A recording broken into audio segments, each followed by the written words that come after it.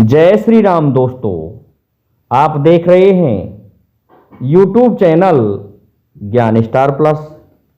तो दोस्तों, आप सभी का हार्दिक स्वागत और अभिनंदन। दोस्तों, आज हमने आपके लिए कमेंट चुना है श्रीमान राजू सिंह, उत्तर प्रदेश का, और ये लिखते हैं कि चलते चलते पग थके, नगर रहा नौ कोस, बीच में ही डेरा पर्यो, कहो कौन को दोष। दोस्तों, पहेली आध्यात्मिक है और इस पहेली का उत्तर हम जब तक खोज रहे हैं तब तक आप सभी से मेरा निवेदन है कि जो भाई हमारे चैनल पर नए हैं वो भाई हमारे चैनल को सब्सक्राइब जरूर कर दें, साथ ही बेल आइकन को भी प्रेस कर दें, जिससे कि आने वाले वीडियो का नोटिफिकेशन आपको मिलता रहे। दोस्तों, आते हैं मूल कथा वस्तु पर कि देखिए क्या होता है। मूल कथा वस्तु इस प्रकार से है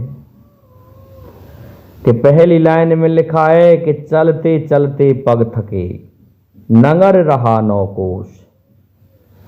दोस्तों, ये पग किसके थक गए और किससे नौ कोस दूरी पर उसका नगर रह गया, नहीं समझ पाए हम। दोस्तों, ऐसा किसके साथ हुआ कि परम पिता परमात्मा इस आत्मा को जो नए वस्त्र धारण करा करके भेज देते हैं इस पृथ्वी लोक पर। इस पृथ्वी लोक पर इंसान का जन्म लेता है जो आत्मा, तो उसकी यात्रा हो गई, ये जो शरीर है, शरीर रूपी यात्रा। अब बात आती है कि इंसान का ही नाम क्यों लिया, मानव का ही नाम क्यों लिया? क्योंकि मानव शरीर ही ऐसा है, यही ऐसा संसाधन है कि इसमें रह करके हम धर्म अर्थ काम मोक्ष सभी आपूर्तियां कर सकते हैं। अन्य योनियों में रह करके हम कुछ भी नहीं कर सकते। पशुओं को ज्ञान नहीं होता है, उन्हें जन्म लेने के कुछ समय पश्चात ये नहीं पता रहता कि ये मेरी माँ है, इसी ने मुझे जन्म दिया है, कि ये मेरी बहन है, ये मेरे साथ ही मेरी माँ से उत्पन्न हुई है। ऐसा पशुओं को ज्ञात नहीं रहता है।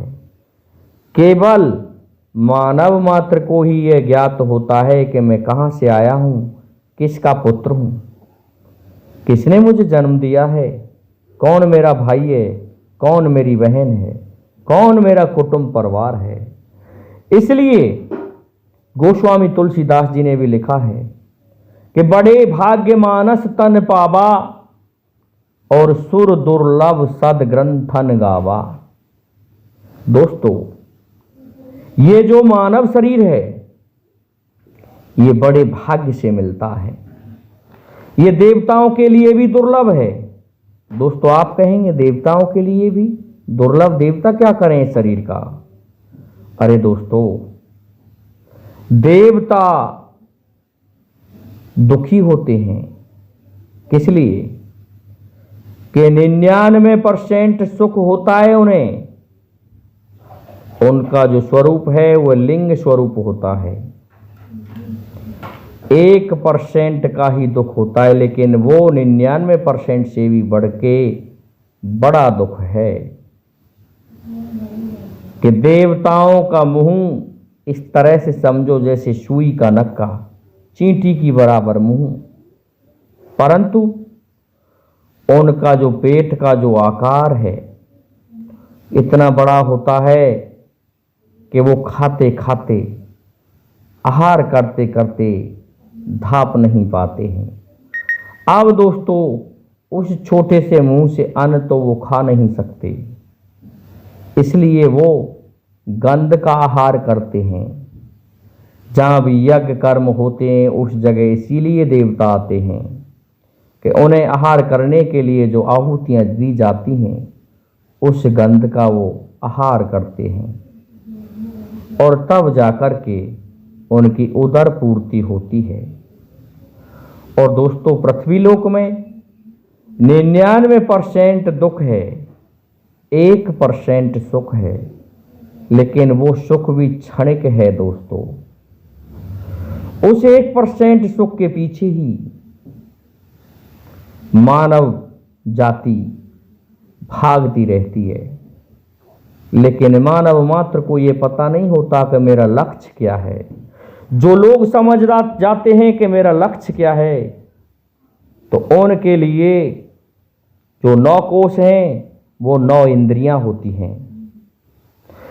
उन इंद्रियों को अगर कोई वश में कर ले तो जिस नगर की बात की है पहेली में कि नगर रहा 9 कोश, उस नगर को प्राप्त कर सकते हैं।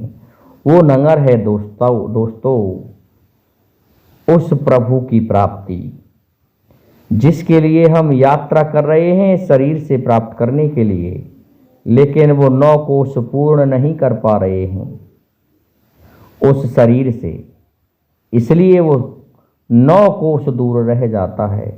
अब यदि कोई उस मार्ग पर चल जाए, और होता क्या है कि प्राप्त करने से वंचित रह जाए, बीच में ही उसका देहावसान हो जाए, वो मर जाए, तो उसमें किसका दोष है। तभी तो पहेली में श्रीमान राजू सिंह ने कहा है कि चलते चलते पग थके नगर रहा 9 कोश, बीच में ही डेरा पर्यो कहो कौन को दोष। दोस्तों ये दोष किसी का नहीं होता, क्योंकि जो इस संसार में आया है तो इस संसार से उसका जाना भी निश्चित है, क्योंकि यहां पर अमर कोई नहीं है। जिस जीव ने जन्म लिया है उसी समय उसकी मृत्यु भी लिख दी जाती है। वह जीव मर करके पुनः जन्म लेता है। कब तक जन्म लेगा दोस्तों? जब तक उसको उनका जो परमात्मा है वो प्राप्त ना हो जाए। तो परमात्मा को प्राप्त कर लेते हैं तो उसे एक नाम दिया गया है मोक्ष। वह व्यक्ति जन्म मरण से छूट जाता है और उस अनंत प्रभु में समा जाता है, जिसकी हम कल्पना करते करते उन्हें प्राप्त करने का प्रयास करते हैं। ऋषि मुनि प्रयास करते हैं कि किस तरह से हम प्रभु को प्राप्त करें। यही उनका लक्ष्य रहता है। जो महापुरुष हैं, ज्ञानी पुरुष हैं, उनका केवल और केवल यही लक्ष्य है।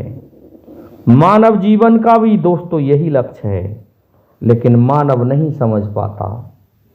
उसको तो जो 1% सुख है वही सुख इस पृथ्वी लोक पर दिखाई देता है, जिसके लिए नाना प्रकार की कामनाएं करता है यह शरीर, यह मन, यह बुद्धि और दोस्तों यह आत्मा। लेकिन सत्यता यह है कि जो उस नगर को प्राप्त कर लेता है तो वो 9 कोश को अर्थात 9 इंद्रियों को अपने कब्जे में करे, तब जाकर के उस नगर तक पहुंचा जा सकता है। तो श्रीमान राजू सिंह जी, मैं समझता हूं आपको आपकी इस आध्यात्मिक पहेली का उत्तर मिल गया होगा। इसलिए अब आप सभी से मेरा निवेदन है कि जिन भाइयों ने अभी तक हमारे इस वीडियो को लाइक शेयर सब्सक्राइब नहीं किया है तो इसे सब्सक्राइब जरूर कर दें और साथ ही बेल आइकन को भी प्रेस कर दें, जिससे कि आने वाले वीडियो का नोटिफिकेशन आपको मिलता रहे। दोस्तों जय हिंद, जय भारत, जय जय श्री राधे, जय जय श्री राम।